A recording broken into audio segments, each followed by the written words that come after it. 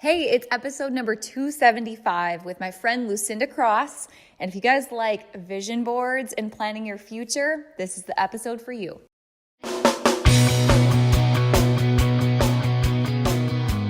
Let's talk about your business, strategy, and the juicy details of what actually works, from mainstream fashion to fashion on Main Street and the entire ecosystem behind it. How do we scale your company and do it with the balance and the happiness that we all seek?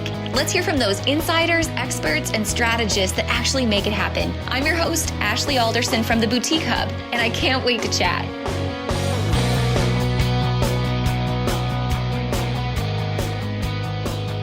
All right, for all my hubbies out there who have been a part of Retail Boot Camp and inside of the Boutique Hub for some time now, you have heard me talk about the power of vision boards. In fact, I've shared my own personal story with you about what happened the very first year I created a vision board and began to really focus in on the power of planning out your ideal future, not just what you want, but who you want to be, and then being intentional every day about living into that life. In fact, the vision board I created in May of that year had all come true by September with the power of positive visualization. So today I'm so excited because my friend Lucinda Cross is going to join us and she's going to break down mindset, manifestation, creating vision boards, and how to live into the ideal life that you love.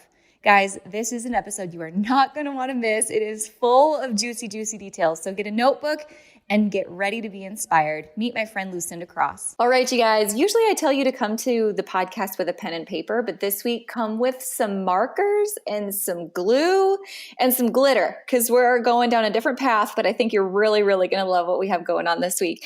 I am joined by my friend Lucinda Cross, who is a speaker, author, and the vision board queen. Lucinda, I'm so happy that you're here today. Yes, I'm here too. I'm ready. I have my scissors, glue, and marker. Yeah. Quite the way to kick it off, right?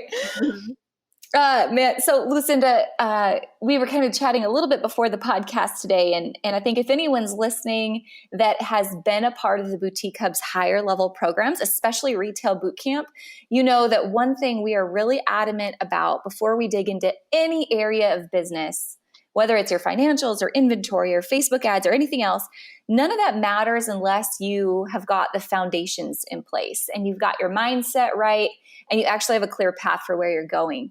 And so we always start that process on our end, and vision boards, honestly, is one of the key pieces of that.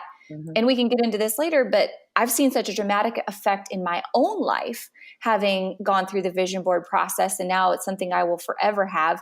And I've seen how it radically shifted my life. So I think it's something that is so important to everyone that we come in contact with at the Hub.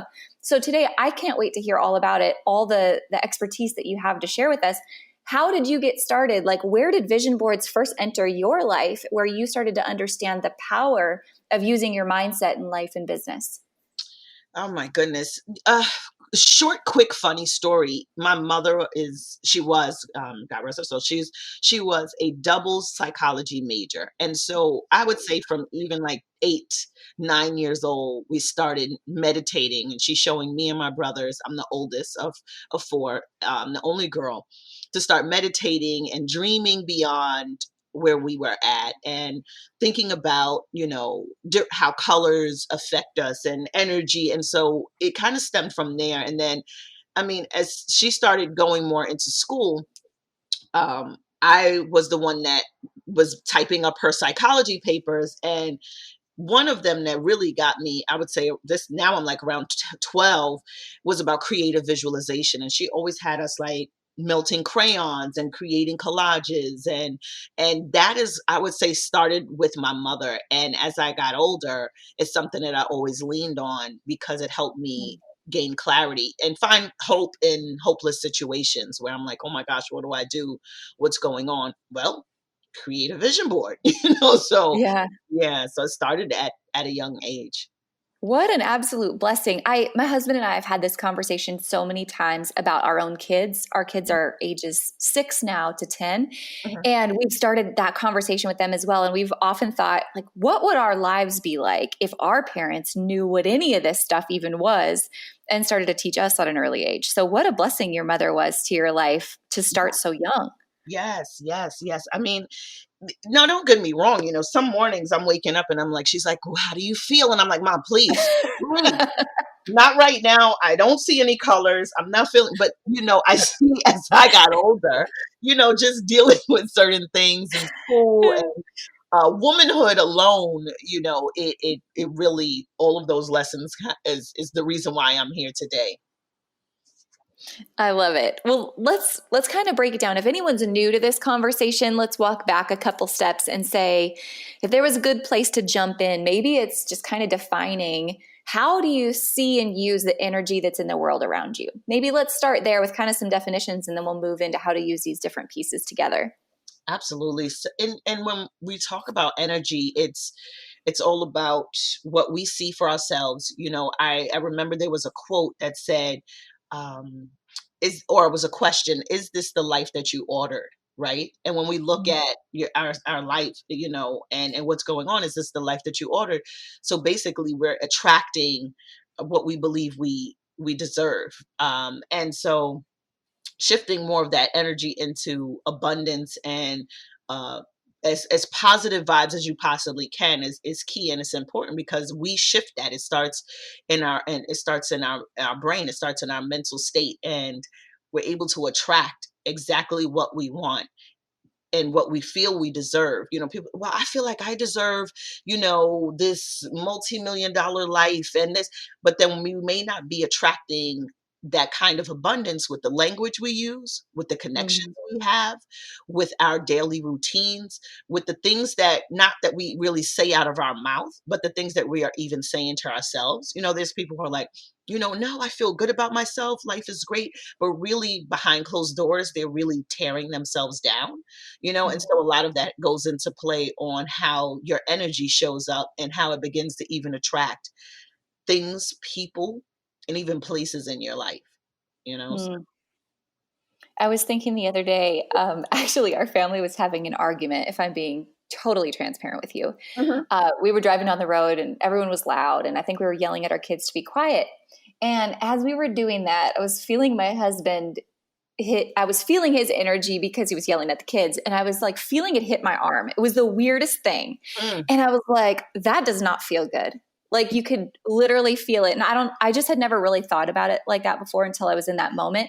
And mhm, I was reminded that someone had once talked about a study that they had done on like plants. Maybe you're familiar with what I'm talking about, where mhm, they had plants in like different containers, and some like they would just yell at these plants, which sounds absurd, mhm, every single day versus like sharing good energy when they were around these plants.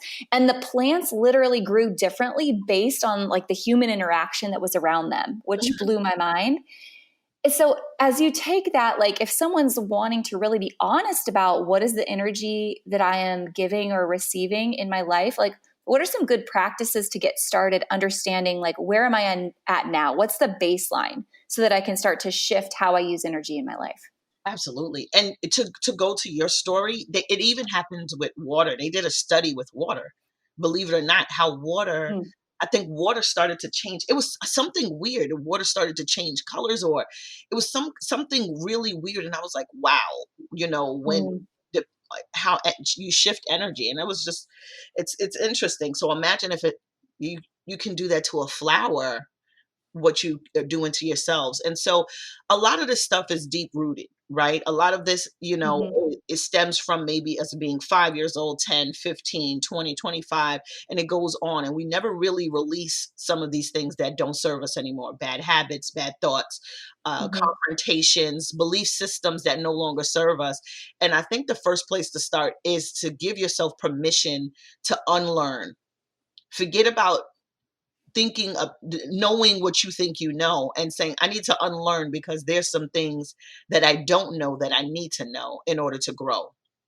And mhm, when you give yourself permission to unlearn, now you're not trying to be the smartest one and the Miss Know It All. For me, I needed to shift because I grew up and I'm like, I'm the know it all. I don't want anybody to to be able to tell me anything. I'm going to find the answer. I have the answer. I don't need anyone to share it with me. And so that wasn't serving me well. My mentor would say, well, how's mhm, that working out for you? Every time it was a challenge. Well, how did that work out for you? But for me, it didn't work out because in my brain, I wasn't opening up myself for anything new. And then I'm in a space of not trusting. Now that opens up a door of not believing. And now I'm second guessing myself. I'm living in the land of uncertainty that leads down the land of procrastination and perfectionism. And the list goes on. So I think the first step is to give yourself permission to unlearn and do something. I love to take verbal fast. And a verbal fast is where you kind of shut down. You say, you know what, this weekend I'm going on a verbal fast. Now, it doesn't mean you're walking around the house with an attitude, don't talk to me, and I'm not talking to anybody, but it's where you are being conscious about your conversation and your communication. You're not doing any excess talking. You're avoiding confrontation. You're avoiding criticism. You're just really internalizing and listening to yourself before you speak. So everything is not even going in moderation with your communication. It's literally just shutting down to listen more and respond less. And that will help you to kind of listen inward to see, okay, normally I would have gotten into a whole argument about this situation. Now that I'm on this verbal fast, I'm able to see that this person is speaking from a place of hurt, or this person is speaking from a place of misunderstanding. So it changes how you begin to react, the thoughts that are even in your head, and it gives you some time to just listen. It's a lot of talking going on, a lot of talking we do mentally, a lot of talking we do verbally. And that verbal fast helps you with the process of unlearning some things to say, let me open up myself because I don't know everything about love, or I don't know everything about intimacy, or I don't know everything about, building my business or the finances. Uh, Mhm. and and that's key, because a lot of us have some really deep rooted stuff going on, where we don't trust ourselves, we don't trust others. um, like I have a thing that I say, we'll show up. Some people, depending on whatever faith you're in, you'll show up at church, but do you really believe God? You're saying, that God has given you a purpose and a vision and a dream to follow, but you're not trusting it even enough to follow through and give a yes, and take risk and put yourself out there. So what do you really believe more of the fear or more of the faith? More of the Mhm. possibility of this may work, or you're stuck on what happens if this doesn't work? So there's two things that you may be worshiping: the fear and the faith at the same time. Confusion. There's no growth in that. You may be worshiping two things at the same time, of uncertainty, but let me still show up, but I'm still uncertain, I'm doubting, and I don't think this can really happen for me, because you're battling with fear of rejection. So I know I said a lot. Oh, my mind is exploding, literally, listening to you, because we could go down a lot of paths. And what's coming up for me first is, I think the verbal fast is a brilliant idea, because it's going to show you where you have room to grow, and like you're going to learn things about yourself. And I think what you're also saying is, as you're hearing where you have like these maybe limiting beliefs, or you just your mouth may be saying one thing, but your internal dialogue is saying another, right? So you're going to learn these things through the verbal fast. Talk to me about if you feel like there are common phrases that come out of our mouths that are holding us back. Like, I think about the idea of a verbal fast, or times that coaches have called out things that I have been saying out loud, like the word need, for example. Mhm. Like, I know I need to blank to invest in myself. Like, I know I need to hire a coach. But the word need comes from such a place of lack, and it separates you from where you are from where you're going, versus saying, I'm committed. Like, I've already chosen, I'm going to do this, versus needs kind of a scapegoat word. So do you feel like there's other words or phrases that you'll commonly find that you're speaking truth into your own life when you use them? Definitely the word want. Want will keep you wanting. I want to do this. I want to go. Well, you're going to stay wanting, and that wanting journey go for a very long time. The the people, a lot of times people use the word I don't have, or I Yes. should have. The should haves is horrible. And I don't have the right team, I don't have the right money, I don't have the right, this is not the right time. Well, the biggest blessings in business and in life come from the most inconvenient moments, the most inconvenient time, because sometimes, I believe just the universe just has to show us that, yes, you have a plan, but open up yourself to receive. And when we stay in Mhm. a space of wanting and needing, or should have, not right now, or I don't have, we're not opening up ourselves to receive. We're actually closing ourselves in and saying, oh, no, no, thanks, universe. I got it all together. Go to the next person. Right. And so I want everything that has Lucinda Cross's name on it. Every single thing. I wake up, I say, in this moment, I attract unlimited abundance.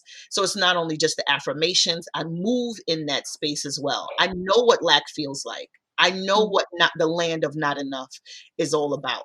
And so I don't want to go back there. And so and using the word don't, I am committed to creating a life in the land of more than enough. And what that Mhm. looks like, I craft out every single day.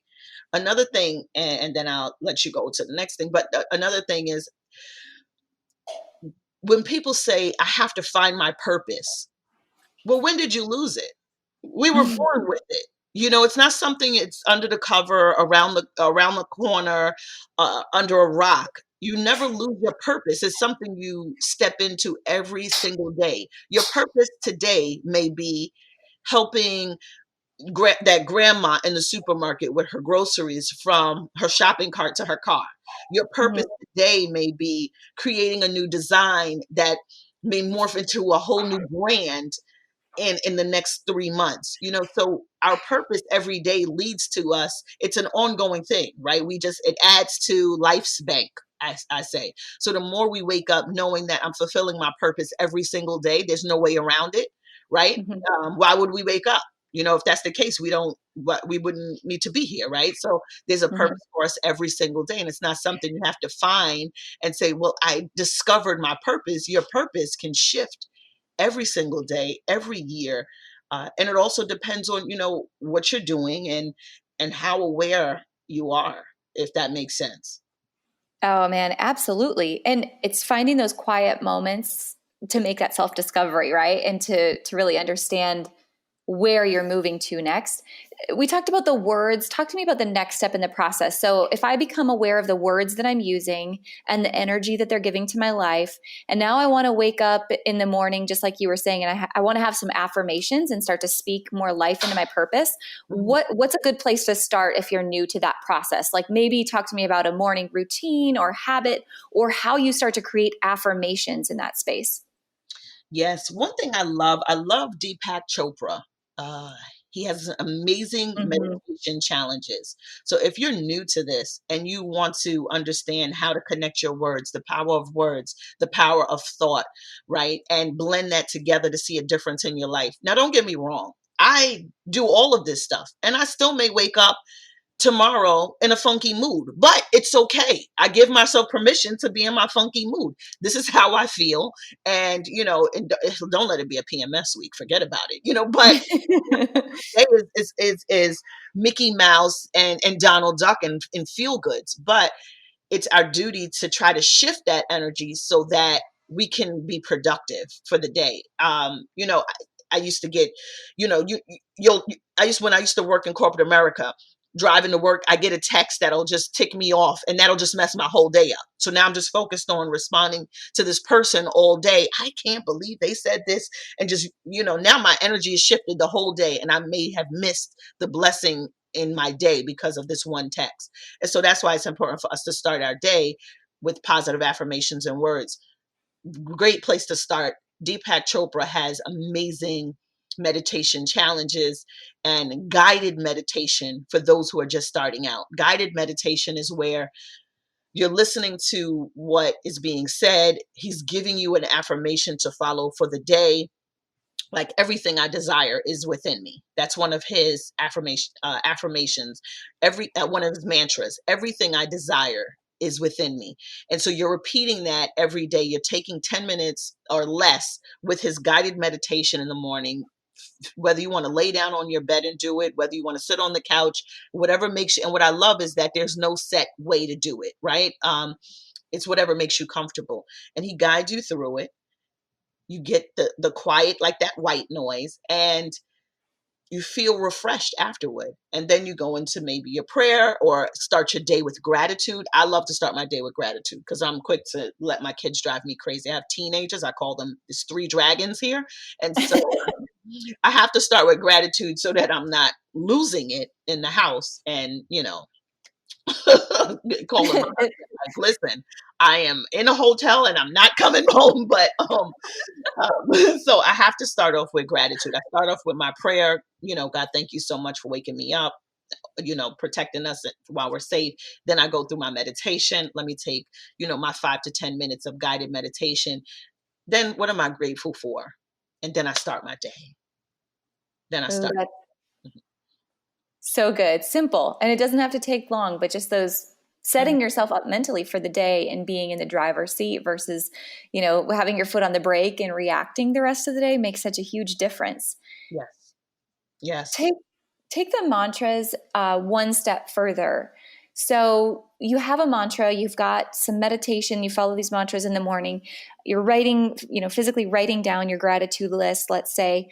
Now, how can we translate that into a vision board where we're taking those statements and we're making them visual for us to see and to believe every single day? Where do we start with the vision board process? And so with the vision board, and here's the thing, you could create a vision board. I created a vision board for my husband when I was single. Who did I want to show up? What is his characteristics? What is his values that I would love for him to have?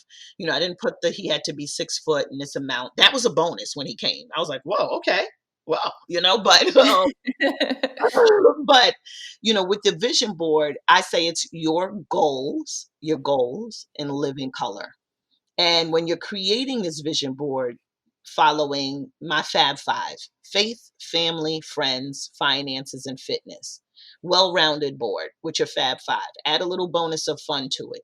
And for each area of faith, family, friends, finances, fitness, and a little bit of fun, what does that look like for you? And then what are the steps that you need to take to get there? And then using that same energy and that same vibration of it's already done. Oh my gosh, this thing is already on its way. Using that same energy as you're creating this board on the goals that you're seeking, on the vision that you see manifesting, and having it as if this is already done. I'm just putting these things down here so it motivates me. But these are things that I'm already ordering in my life. If I look back at all the other things that came into my life, I'm like, well, I didn't order that, but I also didn't order anything different, right? So I was in a place of just receiving whatever was given to me because I didn't make a command on my day or my life or my vision. And so start crafting out images that represent what that already done looks like. Debt free. Well, what does that look like? Debt free in what area? So on each level, faith, what does it look like for faith? Does it look like you sitting by the water? Does it look like waking up every morning for 5 a.m. prayer 3 times a week? What does family, what does that look like? Visiting Nana more, maybe taking writing a book about her journey and your ancestors. What does that look like in terms of family? Spending more time with your siblings, or taking your kids on vacations 3 times a year. So being clear also, not only on the what it is that I'm going after and what does it look like, but now what are the measurables to get there as well, you know? Mm, Yeah. yeah. I got to go back to your husband. This is burning. This is burning in my mind.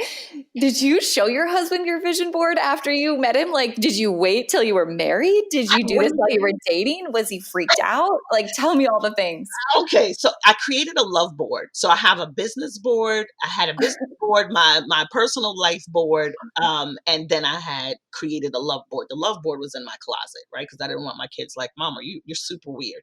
But because I had 2 small children before I met him, so for me, I thought love was over. I have 2 small kids. Mm.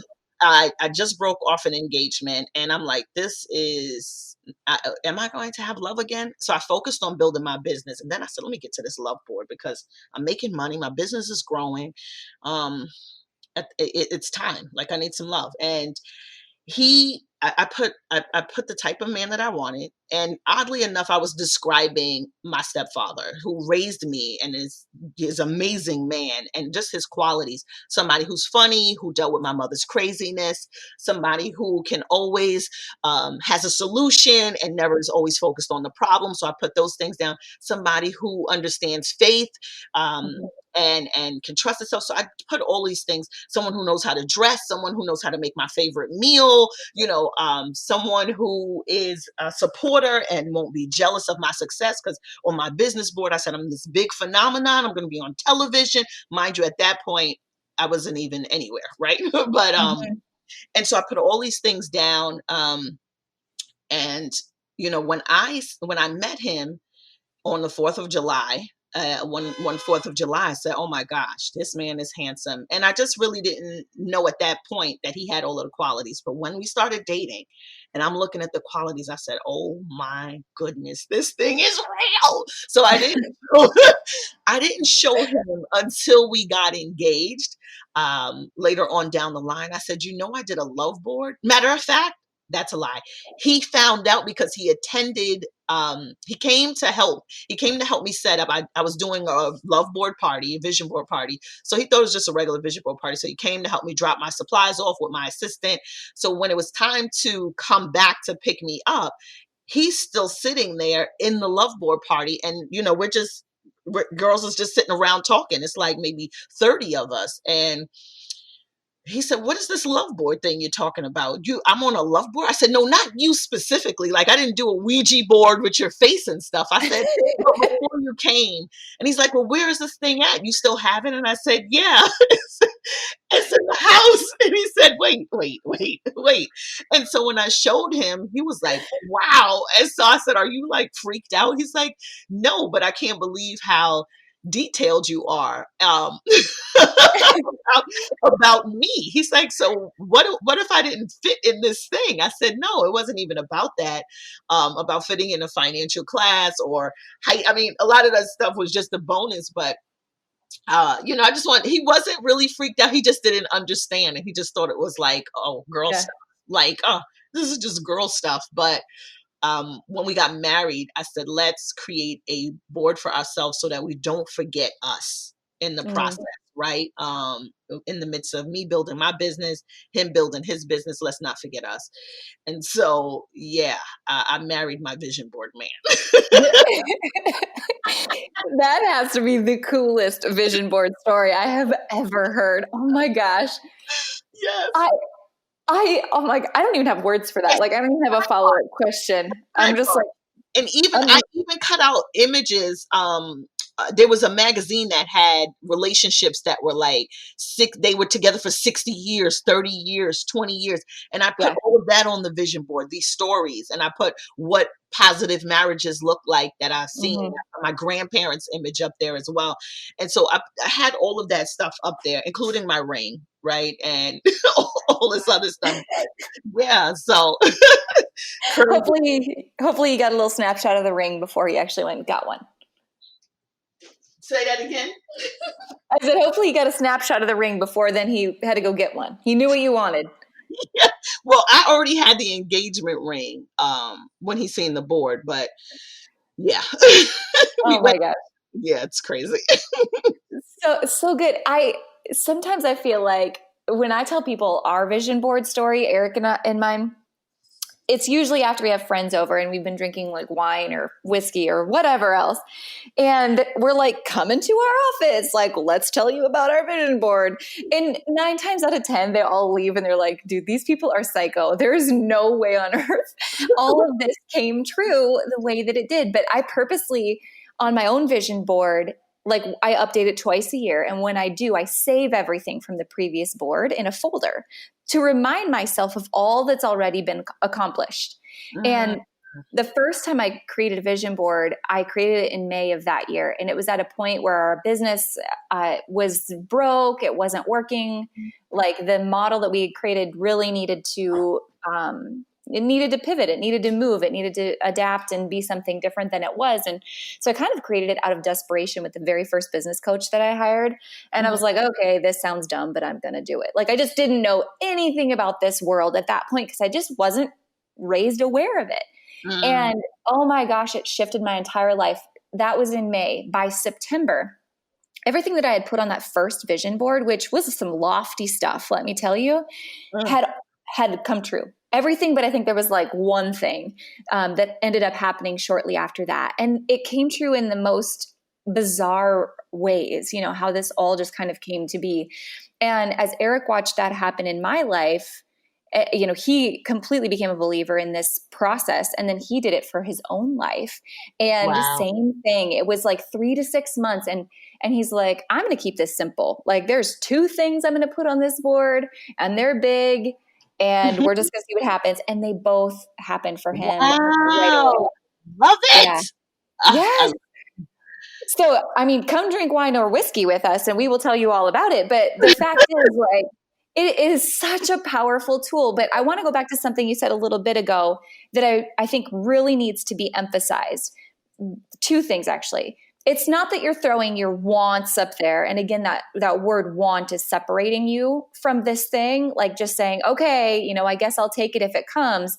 But you talked a lot about putting it up there and believing that it's already done for you. Like, Yes. not separating and saying, oh, I hope this happens. But no, I'm putting this up there knowing that it's possible and it will happen. And it's up here because it's already been done. I know it's coming in my future, and I have faith that this Mhm. is going to come back to me. And it's not, the second thing that you mentioned is, it's not that I'm putting physical things up there. Like, I want to be rich. I want a nice car. I want, you know, these things, but it's who you want to be. That's where the Mhm. true happiness and fulfillment comes from the board. So I loved your Fab Five. I thought those were dynamite. So talk to me about those things, about just really making sure you're believing and you're putting it up there in the process and the state of knowing that this is possible for you and that it's already done. Yeah, it's like a contract with yourself. You know what I believe that we as people, humans, right? We put so much on ourselves that we don't charge the universe we, with commands, or even uh, charge the universe with giving us what we feel we deserve and desire. We put so much on ourselves. We feel like we have to do it all, when it's just as simple as being in alignment with your beliefs and setting a new contract with yourself.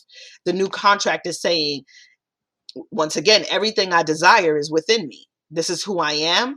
And I'm making an agreement to have a new relationship with money. I'm making an agreement to have a new relationship with in life. And then what does that look like? Right. And so taking, making, giving yourself permission, rather, not giving yourself permission to receive all of the Mm. goodness that you deserve.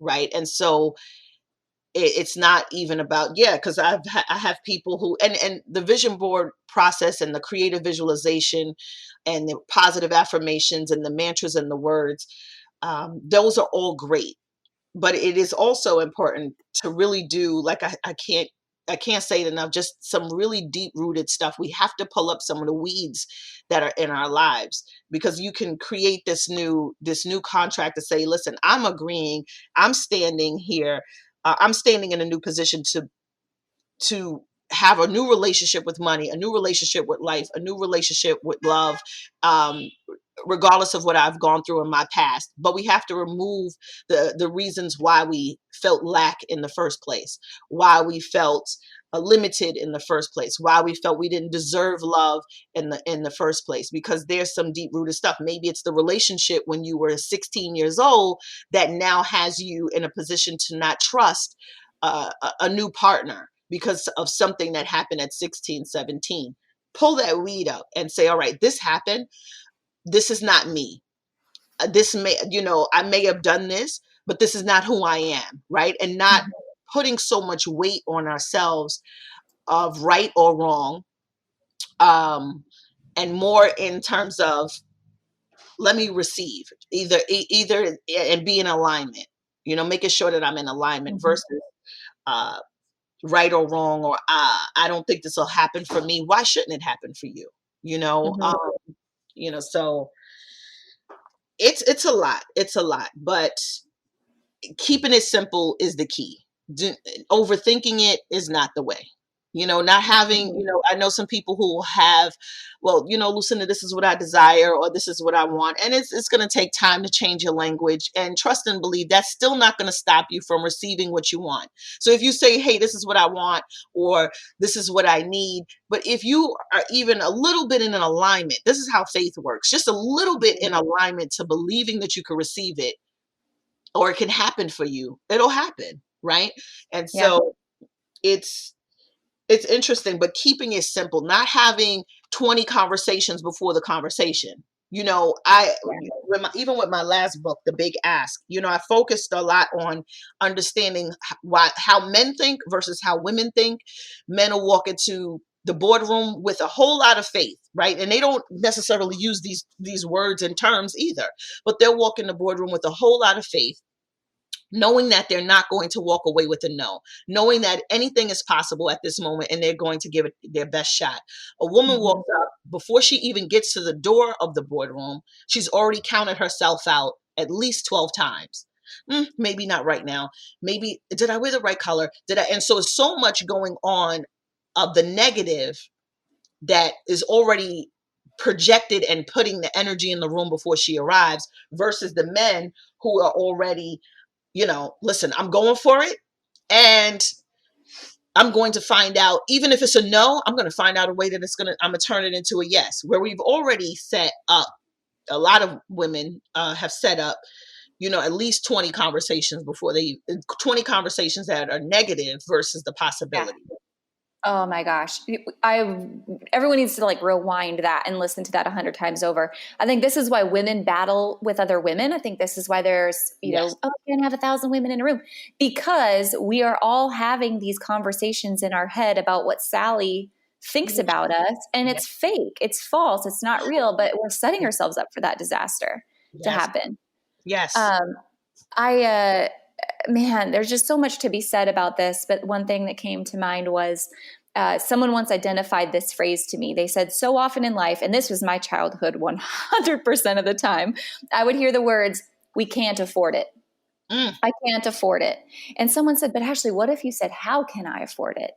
And that completely shifts your brain's way of looking for the opportunity to make it happen. It's just like you said, the man goes in and says, I've got this. They may tell me no, but I'm going to find a way to make that a yes. But I Mhm. already believe that that's available to me. Like, how can I afford it? I'm going to find a way to do it, versus making excuses of why it might not happen and why that's okay, and I should just accept it as it is. Two Mhm. totally different trains of thought, which are so powerful. Yeah. Take me the next step further with the vision board of fit. Like, do you cut out from magazines? Do you print things off the internet? What colors should you use? What materials should you use? Where should you put it? And how do you use it every day? That was like 17 questions wrapped up into one. I love it. And here's the thing, there's no right or wrong way to do the vision board. I know everyone loves to use their phones, but I'm telling you, the magic is in going back to this 5-year-old little girl or little boy who believes that anything is possible, grabbing some scissors, markers. It's something about writing it and using your own hands to create it that Mhm. gives it that extra motivation that you need. And yes, grab magazines, your favorite magazines, grab any affirmations or scriptures. You can print them off. Pinterest has lots of affirmations that you can download. I even have a template for free that's on my website that people can actually use, and it separates the Fab Five. But start putting things on the board that make you feel good, and you start with you. Like I say, start in the middle. You make sure your vision board has your name on it. Give yourself even a funny name that you'll a characteristic or a value that you're going to follow through with for the year. Like some people say, have a word for the year. And so I'm always, putting my name. I'm putting who I'm going to be. So I'll say, because I was a huge procrastinator, that's why Activate is my whole business. But I'll say Miss Activator. I'm going to activate, or Miss Action Taker, and I'll put Miss Lucinda Cross, Miss Action Taker, and it'll just remind me when I look at my board, take action, pick one thing that you'll focus on. And so you cut out images, words, what it looks like to already have it. put your own image of yourself up there. If you have photos of your family that you want to put on there, you can put them on there, and start surrounding your name with positive words. Start with you in the middle and surrounding positive words and images around you, and then go to the other areas of the Fab Five or whatever you want this board to be focused on. And then you have a notebook. I highly recommend having some type of journal, notebook, or index card that you can now outline the steps that you're going to take, at least 3 steps for each major goal. What are the 3 steps that you need to take? So yeah, you may have put the red Porsche on your vision board, but what are the 3 things you need to take? What are the 3 steps you need to take to get closer to that Porsche? Do you need to clean up your driver's license? Do you need to even get a driver's license? Do you need to, and so taking those steps to get closer to the vision. I love that. Do you also recommend that people, I think you said this earlier, you also have a business vision board. Do you recommend that businesses and companies make vision boards together with their team? Absolutely. I've done those a lot of times. That's one of the things that, I was able to do with a lot of corporate HR teams and groups, was the vision board. A lot of insurance companies had me come in and do that, but it's definitely needed. And especially for your business, everything that we use was created from. They may not use the word vision board or creative visualization map, the blueprint, a sketch, the mind map. From the chair that we're sitting on to the microphones that we're using, someone created it just by drawing out what it looks like, how it would be used, who's going to use it. So that's a vision board. And you can literally, that it helps to see what this thing is going to look like as if it's already done, and so everything in life, we're part of, God's vision board. We are people. He wants us to breathe, however, whatever you believe in, but Yeah. the universe, so everything um, is a manifestation of someone's vision. And it started out with them writing it down and mapping it out and coloring it in, right? Or filling it in. Mm-hmm. Yeah. You talked a little bit earlier about color and the power of using color. I'm curious if you can kind of give us an overview on the power of color and how we use it, whether that's for the vision board or just maybe the ways we can use color to our advantage in our daily life. Yes. My mother would probably kill me for not knowing this. So, the whole color chart, so she was interested in knowing, based on the colors that I would use, she's like, well, what do you see right now? Or reflect on the color green for healing and growth and stuff like that. So I, she would identify certain things, your moods, based on colors. And she believed the brighter the colors, the brighter your mood. The way you dress, the brighter, so some people, I had one client, most of her closet was black and gray and very and brown, like very monotone. And I said, this is why you may be challenged with this and having this whole emotional roller coasters, because the colors that you wear and the colors that you see are also so dark. Try on a pop of yellow. Oh, well, that's not my thing. It doesn't blend in with my. I said, who says? Why wouldn't it? Why wouldn't it blend with your color? And so when she started to shift and make that change, it also brightened her mood.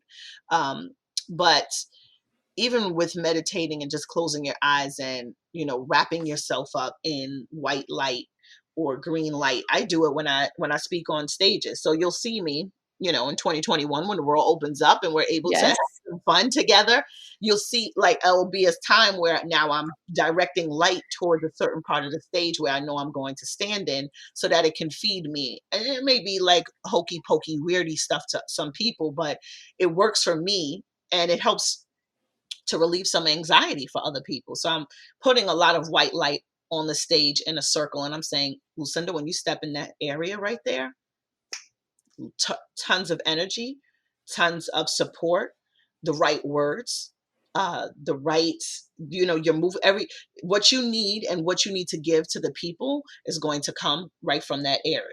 Go grab it. And then I'm like, come on, cue the music, let's go, everybody stand up, and so it removes any anxieties, fears, doubts. Are you going to say the right thing? Is this the right, and so, yeah. Or any wardrobe malfunctions. I had plenty of those before. And I'm like, oh, I hope they don't see the safety pin holding my skirt up. As long as it's not like, was it Lil Kim? I don't even know. No, wait, Madonna? I forget. I'm Yeah, going back in Super Bowls here. They all had one. All of them. Well, Madonna, we can't say because she'll pull out a boob in a minute. But I think it was Janet Jackson, I believe, at the Super Bowl. Yes. Flipped out. It was like, oh, yeah. Oh, that's so good. I'm thinking about all the boutique owners as they step in front of, when they're doing live sales and they step in front of their ring light, like how they visualize that light as power and opportunity and how they feed from that rather than fear it. That's really, really helpful. Lucinda, we could visit all day long. Like literally, I love this conversation. And I mean, I know everyone listening is probably coming to this conversation from a different space and a different level of understanding. I think what was beautiful for me, and even in this conversation, what's beautiful is you always learn one little tidbit. I always feel like if I can take one little piece away at a time, think about how much further I'm going to be a year down the road than I am today in terms of better understanding my mindset, my life, how I'm going to live into my future vision, all these things. If there was one action you wanted listeners to take today after listening to you, what would it be? Oh, one action is to give themselves permission to receive, open up. And I believe your particular audience, because of the work that they do, are in a position of being a giver and have not opened up themselves to receive, whether they feel like they deserve to receive and receive on so many different levels. But start off with I want them to just open up themselves. And after listening to this, scream or yell as loud as they can that they are ready and giving themselves permission to receive everything that has their name on it. I love that. I love it. Lucinda, if anyone wants to follow up with you after the show, I know we're going to put tons of links into the show notes so everyone can find you, but you have a couple of books and opportunities to connect. Do you want to mention what those are real quick? Yes, definitely go grab my book, The Big Ask, ASK, The Big Ask. They can get it on Amazon. It's an amazing book. They'll find out. It says 21 keys to get everything you desire and deserve. Amazing book. And then they can just follow me I love to play on Instagram. So I'm Lucinda Cross on Instagram, and they'll have access to download the freebie, the vision board template from lucindacross.com/freebie. Perfect. We'll link it all up in the show notes. Lucinda, you are such a light to the world. Thank you for sharing your gifts with us and for everyone that you come in contact with every single day. The world definitely needs more of it. But we are really excited to share this with our world and with our community. Thank you so much for having me. This was so amazing and so full of light.